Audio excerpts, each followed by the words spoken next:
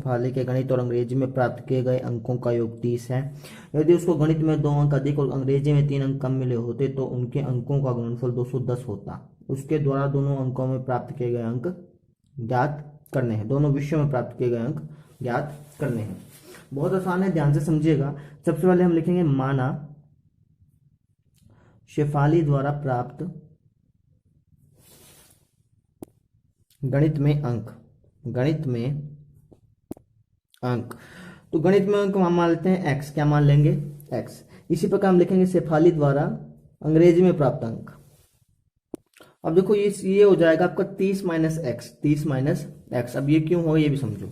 मान लो आपने आपका टेस्ट है टोटल 30 नंबर का, ठीक है, और आपने मैथ में ले लिए मान लो 20 नंबर, तो इंग्लिश में आप कितने नंबर लेंगे कि टोटल 30 हो जाए? 10 लेंगे। इसी प्रकार से मान लो 30 नंबर का ही टेस्ट है, आपने मैथ में ले लिए 15 नंबर, तो इंग्लिश में कितने लेंगे? 15। आपने मैथ में ले लिए 10 नंबर, तो इंग्लिश में आप कितने लेंगे? 20, क्योंकि टोटल कितने का है? 30 का, है ना।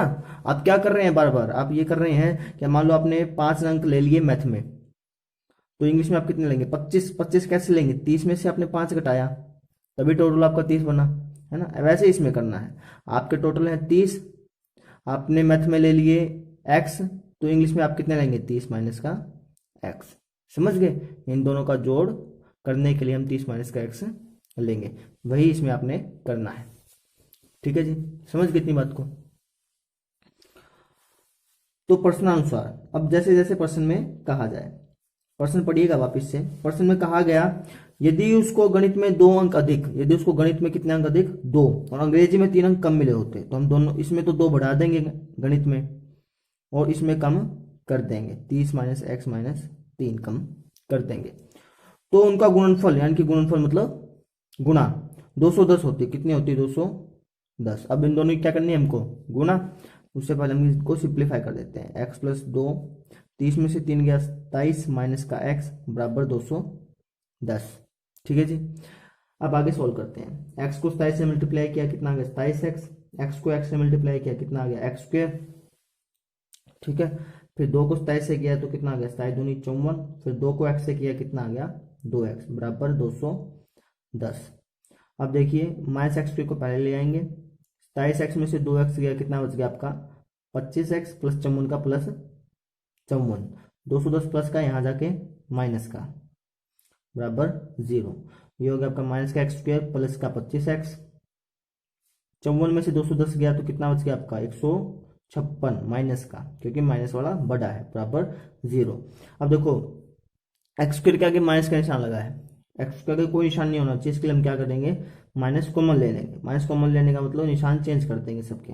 ये माइनस का तो प्लस का, प्लस का तो माइनस का हो जाएगा, ये माइनस का तो प्लस का हो जाएगा, बराबर 0। इसका मतलब क्या हुआ कि अगर हमें ऐसी दो संख्याएं ढूंढनी जिनका जोड़ माइनस का 25 हो और जिनके गुणा 156 हो, ऐसी दो संख्याएं कौन सी होती है? माइनस का 12 और माइनस का 13।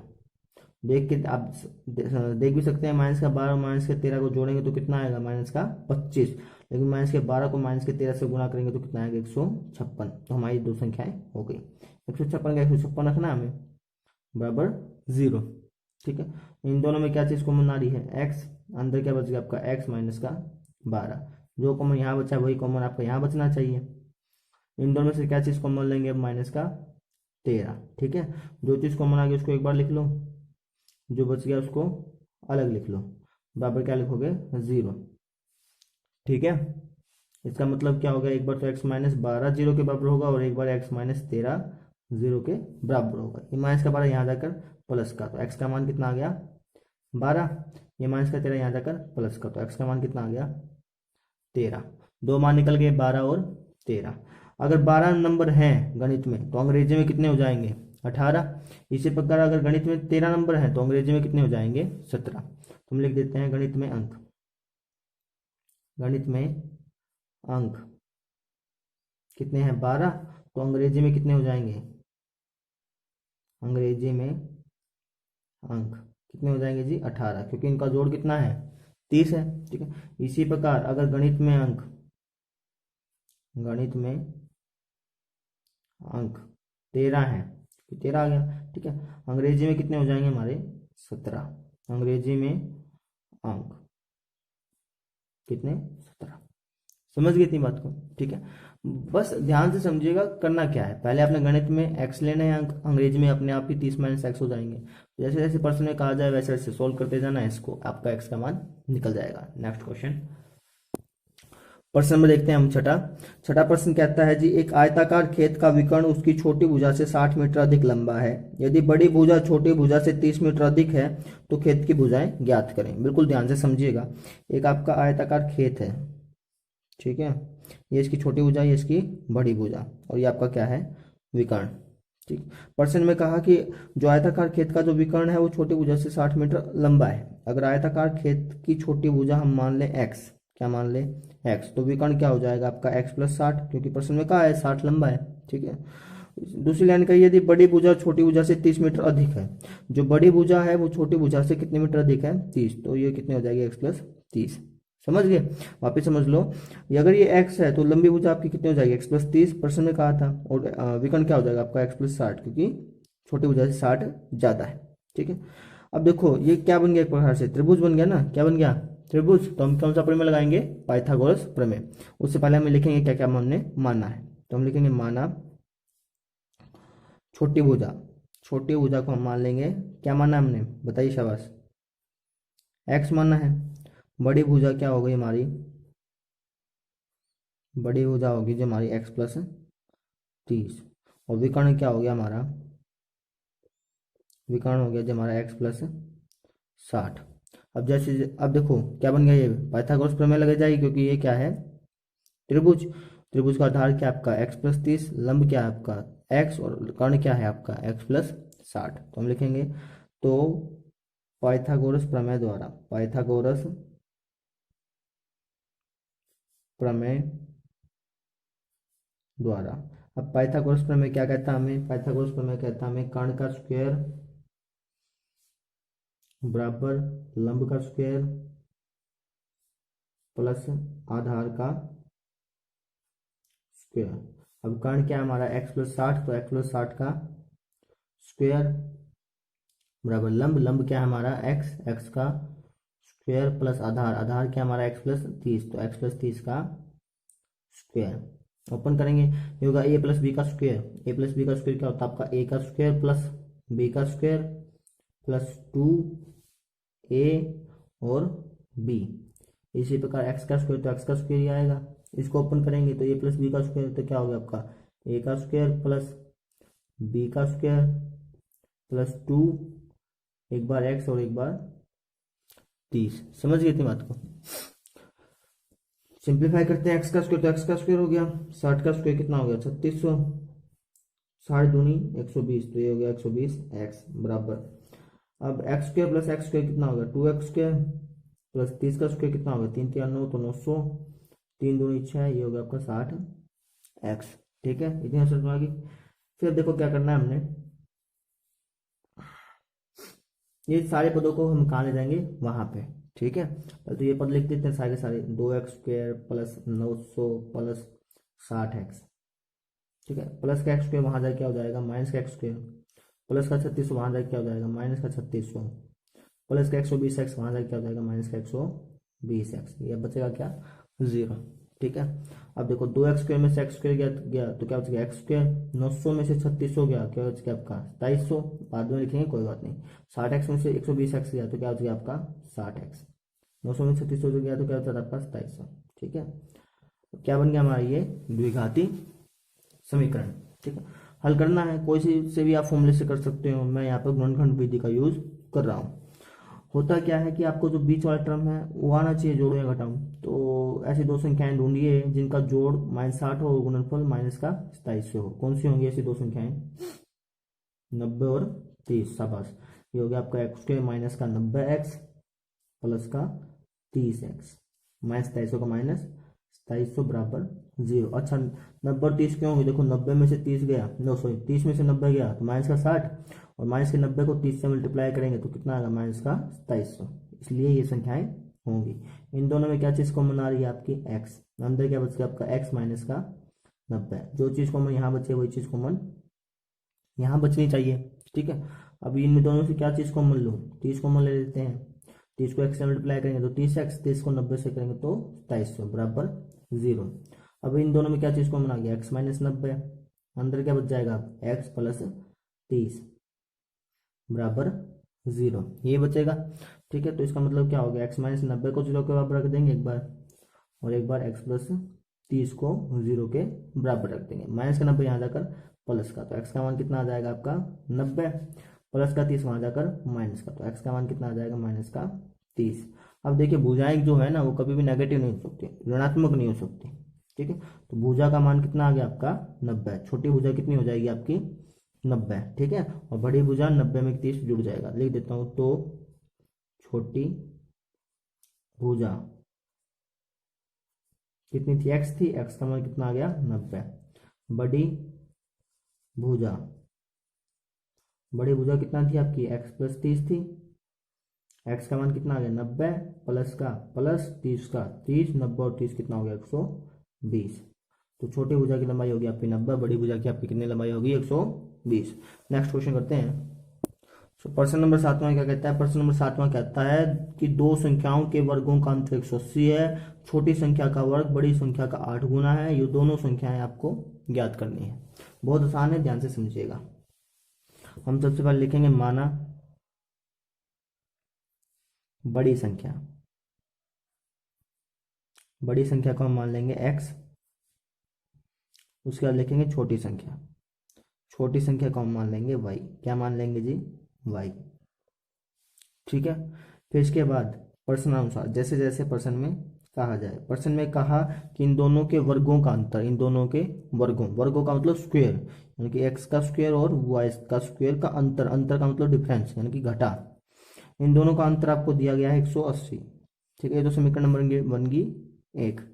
दूसरी लाइन में कहा कि छोटी संख्या का वर्ग बड़ी संख्या का 8 गुना है, यानी कि छोटी संख्या क्या है आपकी y, y का वर्ग मतलब स्क्वायर, बड़ी संख्या का 8 गुना, 8 गुना का मतलब 8x है। ये आपका बन गया समीकरण नंबर दूसरा।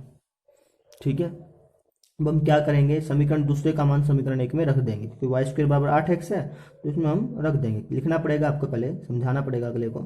समीकरण 2 का मान 1 में रखने पर, 1 में रखने पर, अब देखो समीकरण 1 क्या था हमारा, एक्स स्क्वायर माइनस का वाई स्क्वायर बराबर का 180, एक्स स्क्वायर का x square minus y square का मान कितना आ गया हमारा 8x बराबर 180, 180 प्लस का यहाँ जाकर माइनस का हो जाएगा, तो ये रकम बन जाएगी एक्स स्क्वायर माइनस का 8x माइनस का 180 बराबर में 0। अब देखो हमें कैसी ऐसी दो संख्याएं ढूंढनी है जिनका योग जोड़ू या घटाऊं तो आए माइनस का 8 और गुणा करो तो 180। सोचिए सबसे पहले, गुणा करो तो सॉरी माइनस का 180, सोचिए शाबाश। देखो भाई, अब देखो ध्यान से, अगर हम 10 और 8 को ले लें, माइनस के 10x को और माइनस के 8x को, इन दोनों को जोड़ेंगे तो माइनस का कितना आएगा, नहीं सॉरी गलती हो गई, एक मिनट, जोड़े तो 8 है, गुना करे तो 180। हाँ तो ठीक है, हाँ माइनस नहीं, एक मिनट, हाँ सॉरी मिस्टेक हो गई। जोड़े तो कितना आना चाहिए माइनस का 8 और गुना करे तो माइनस का 180। 18 और 10 को लेते हैं, एक्स स्क्वायर माइनस का 18x और प्लस का 10x। अब माइनस 180 का माइनस 180 बराबर 0। समझिए क्यों लिया हमने, देखो माइनस का 18 प्लस का 10 कितना हो गया माइनस का 8, माइनस के 18 को 10 से गुना करेंगे तो कितना आएगा माइनस का 180। समझ गए, तो इन दोनों में से क्या चीज़ कॉमन आ गई x, अंदर क्या बच गया आपका x माइनस का 18। जो चीज़ यहाँ कॉमन बची वही चीज़ यहाँ कॉमन बचनी चाहिए। बाहर क्या ले लेंगे हम कॉमन 10, इन दोनों में से। ठीक है, 10 को x से मल्टीप्लाई किया 10x आ गया, 10 को 18 से मल्टीप्लाई किया 180 आ गया बराबर 0। जो चीज़ कॉमन है इसको अलग रख लो एक बार, जो अंदर बचा उसको अलग बराबर 0। इसका मतलब क्या हो गया कि x माइनस 18 जो है वो 0 के बराबर है और x प्लस 10 है वो 0 के बराबर है। माइनस का 18 यहाँ जाकर प्लस का, तो x का मान आ गया आपका 18, प्लस का 10 वहाँ जाके माइनस का, तो x का मान कितना आ गया माइनस का 10। दो हमारे मान निकल गए। अच्छा, अब माइनस का 10 नहीं हो सकता ऋणात्मक, क्यों नहीं हो सकता, मान लो x का मान -10 होता है, यहाँ पर हम रखते हैं तो वाई स्क्वायर कितना आ जाता, 80 आ जाता माइनस का। अब स्क्वायर में माइनस का आ रहा है तो हो नहीं सकता, ठीक है। तो हम वाई एक्स का मान क्या होगा, ऋणात्मक नहीं होगा। हम क्या लिखेंगे, एक्स का मान ऋणात्मक नहीं हो सकता,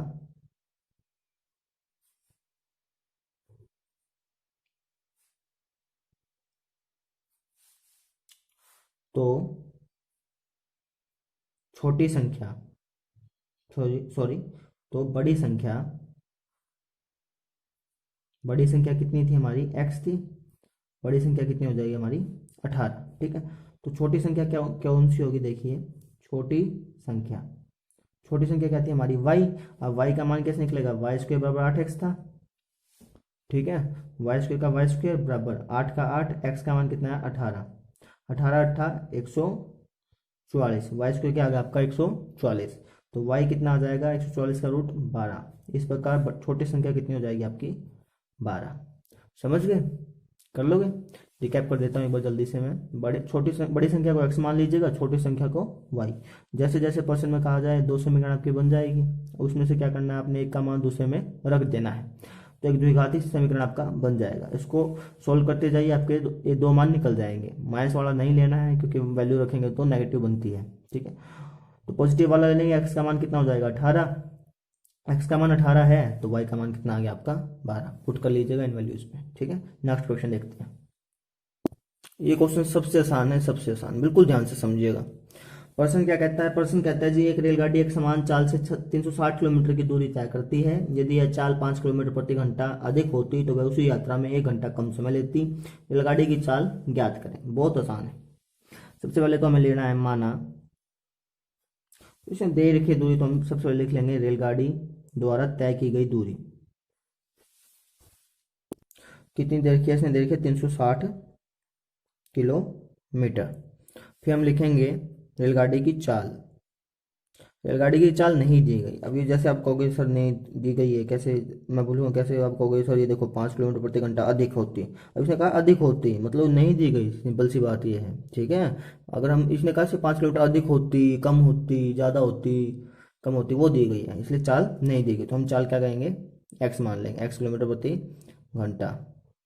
अच्छा, हम लिखेंगे रेलगाड़ी द्वारा दिया गया समय। आप समय को मान लेंगे वाई किलोमीटर प्रति घंटा, ठीक है।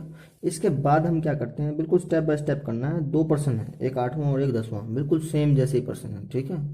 सूत्र अनुसार तो एक फॉर्मूला होता है, समय बराबर दूरी बटा चाल, समय बराबर दूरी बटा चाल।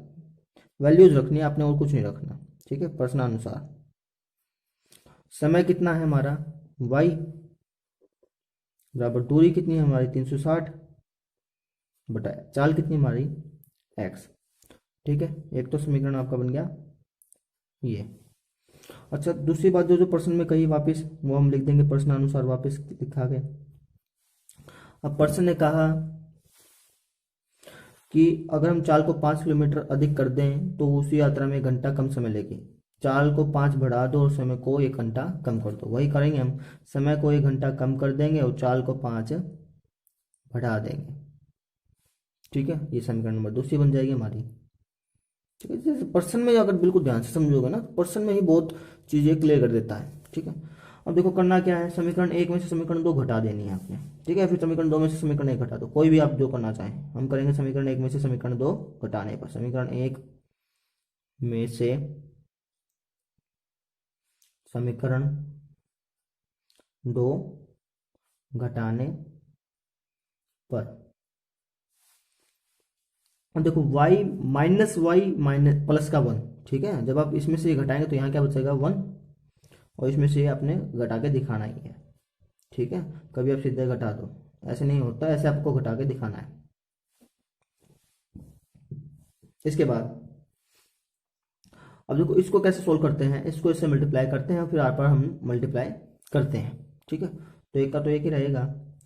अब इसकी इससे मल्टीप्लाई होगी, एक्स की किससे मल्टीप्लाई होगी, एक्स प्लस 5 से, और 360 की किससे होगी, एक्स प्लस 5 से। बीच में माइनस का निशान है, माइनस का ही रहेगा। 360 की किससे होगी फिर, एक्स से, ठीक है। आर पार गुना होगी, नीचे की नीचे से गुना होगी।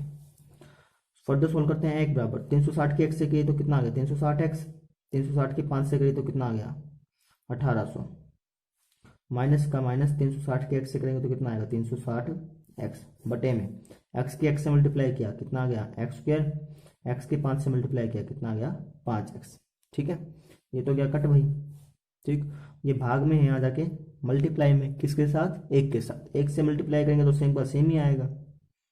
ठीक है, बराबर यहाँ क्या बच जाएगा हमारा 1800, 1800 प्लस का यहाँ जाके माइनस का, तो ये हो गया आपका समीकरण x square plus 5x minus का 1800 बराबर 0। अब ऐसी दो संख्याएं ढूंढनी है जिनका जोड़ 5 हो, गुणा करें तो माइनस का 1800। अगर आप दूसरी विधि करेंगे तब भी आंसर सेम ही आएगा। ठीक है, तो जोड़े तो 5 और गुणा करें 1800, तो कौन सी संख्याएं होती हैं, दो होती हैं, ये आपकी 45 और 40, 45 और 40, क्योंकि 45 को 40 से मल्टीप्लाई करेंगे तो 1800 आता है, माइनस का, माइनस के 40 से करेंगे तो, और 45 में से 40 जाएगा तो 5 आपका बचता है। यहाँ क्या आपका माइनस का 1800 बराबर 0। इन दोनों में क्या चीज़ कॉमन आ रही है, x, अंदर क्या बच जाएगा x प्लस 45, जो कॉमन यहाँ बचा वही कॉमन यहाँ बचना चाहिए आपका। अच्छा, इन दोनों में से क्या चीज़ कॉमन ले लें, अब हम माइनस का 40 ले लेते हैं, क्यों, माइनस के 40 को x से मल्टीप्लाई किया माइनस का 40x, माइनस के 40 को 45 से मल्टीप्लाई किया माइनस का 1800 बराबर क्या बच गया आपका 0। जो चीज़ कॉमन आ रही है इसको अलग रख लो, और जो चीज़ बच गई उसको अलग, बराबर क्या रख दोगे आप 0। इसका मतलब क्या हो गया, एक बार तो x प्लस 45 बराबर 0 हो जाएगा, और एक बार x माइनस 40 0 के बराबर हो जाएगा। ठीक है, एक मिनट। ठीक है, अब 45 प्लस का यहाँ जाके माइनस का, तो x का मान कितना आ गया माइनस का 45, एक बार माइनस 40 यहाँ जाके प्लस का, तो x का मान कितना आ गया 40।